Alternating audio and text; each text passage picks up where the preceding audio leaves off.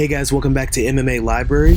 Today in MMA and UFC news, it's official and something we never thought we would see. We just got confirmation that the biggest fight of the year will take place on September 10th between Khamzat Chimaev and Nate Diaz at UFC 279. After all the rumors and back and forth, they finally got the deal done and on the last fight on Nate's contract. This will be a fight you absolutely won't want to miss and one we're super excited about the build-up for. Who do you guys have winning this one? Comment down below. Stephen Wonderboy Thompson recently shared his thoughts on the inevitable upcoming third fight between Adesanya and Pereira on his YouTube channel. Wonderboy had this to say.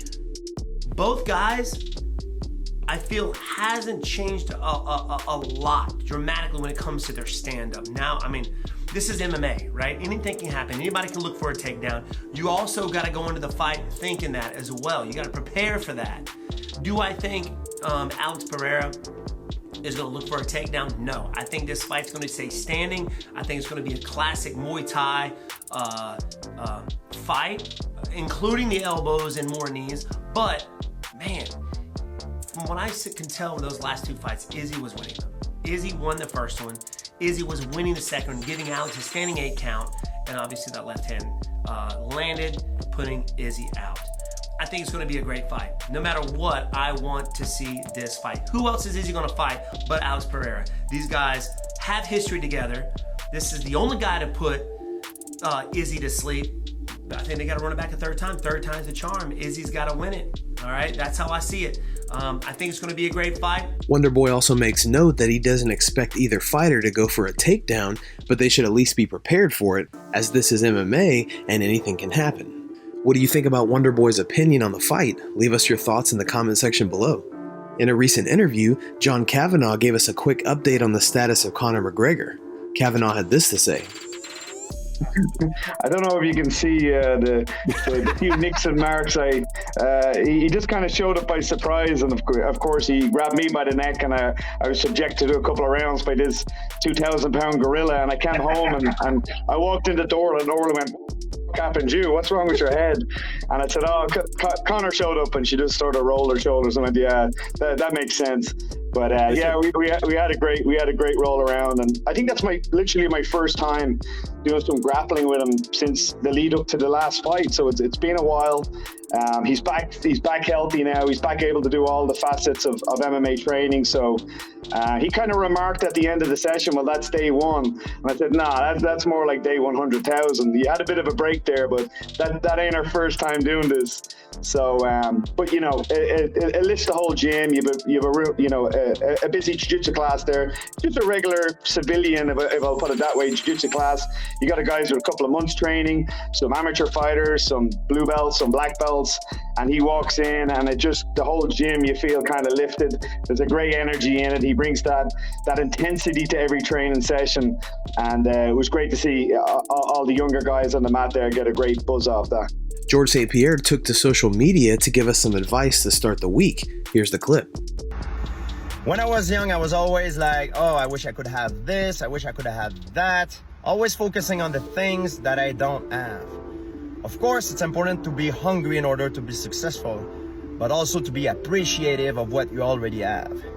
Keep in mind that things can always be better, of course, but they can always be way worse. Thinking that way would help you to get a more positive vibe in life. Chael Sonnen recently shared his opinions on the future of the UFC and how 2022 is almost like a rebuilding year, as superstars such as Jon Jones, Conor McGregor, and Nate Diaz have all taken a back seat recently, opening up the way for future stars to break into the limelight. Chael said, "I argued for you. There's a build. There's a rebuilding going on right now. And I don't know if that was the goal and the strategy, or if it's just a byproduct, but it's happening." Sonnen went on to say that there's been no rush from the UFC to get their big stars into the octagon on a regular basis, which is very different from previous years. The UFC is becoming less dependent on their superstar fighters, and now they're promoting their fight cards more, helping to create anticipation and a storyline fans can feel involved with. Do you agree with Sonnen that we're coming into a new era? Who do you have your eyes on as the next up-and-coming superstar? Let us know in the comments below. In a recent press conference, Dana White was asked if he would be interested in an interim title fight between Yair Rodriguez and Josh Emmett. Dana said, "Yeah, I mean, Volkanovski I think is going to have surgery on his hand. I think there's something wrong with his hand, and yeah, we'll figure it out. You're asking if that's a possibility. I don't hate it." Yair Rodriguez gave his opinion on this possibility in a recent interview. Play out the way that you would maybe expect it or hope, but Dana White was in here a little while ago, and he said he kind of liked the idea of you and Josh Emmett for an interim belt. What's your reaction to that? Oh wow, that's pretty good. Well, I don't know what to say to that. It's whatever I guess whatever they want to do. I'm willing to do whatever they want to do. And the ideal fight will be Volkanovski, but he's out, and I guess whatever Dana says. What do you guys think about a potential interim fight between Rodriguez and Emmett as we await the return of Volkanovski? Let us know in the comments down below.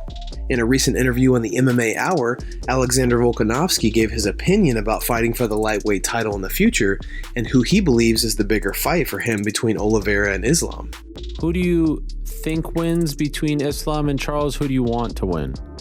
Oh man, it's at the end of the day, I just want the belt. But what do you think the bigger fight is? I think the bigger fight is definitely Charles Oliveira. I think he's got so much hype on him now. Like, look at how exciting, and we know it's going to be an exciting fight. He's so exciting to watch. There's a reason why he's exciting to watch too. Like, obviously, this isn't having shots in my. I've got a lot of respect for him, but I think a lot of people miss that. They miss the fact that he takes damage. He loses a good portion of these big, exciting fights. That's why they're exciting. But yeah, it's very fun. You know what I mean? A lot of people are hyping him up, and again, I want big fights. I think Charles is definitely a bigger fight. But if Islam has that title, I'll fight Islam for that title. It doesn't matter who it is. I'll do whatever. They both have big challenges.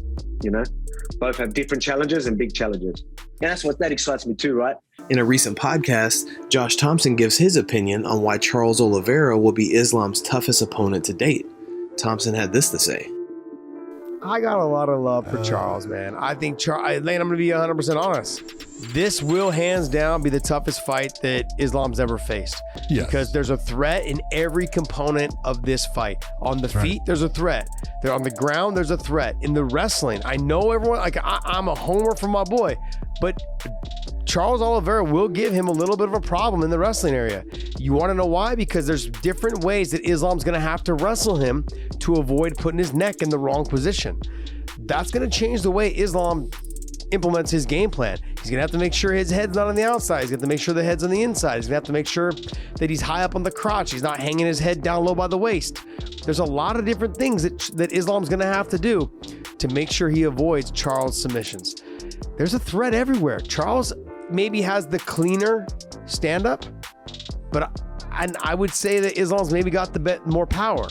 But I don't know in terms of when it comes to combination, Charles throws his combinations in bulk. He'll throw 3, 4, 5 punch combinations, whereas Islam's throwing 2. Not. He doesn't. He throws 1, maybe 1, 2, maybe 1, 2, 3. It's 1, 2 and a kick, or a kick and then 1, 2. 1, 2 and a clinch. Exactly. Charles is not that. Charles is throwing uppercut, left hook, right hand, finishing with a knee or a kick.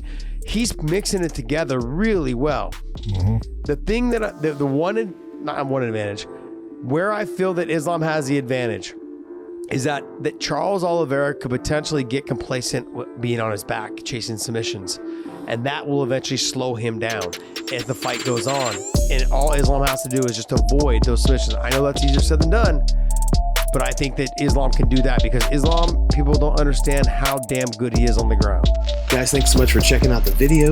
If you like the content we do here on this channel, make sure to like and subscribe to MMA Library for all the latest MMA and UFC news. We'll see you in the next video.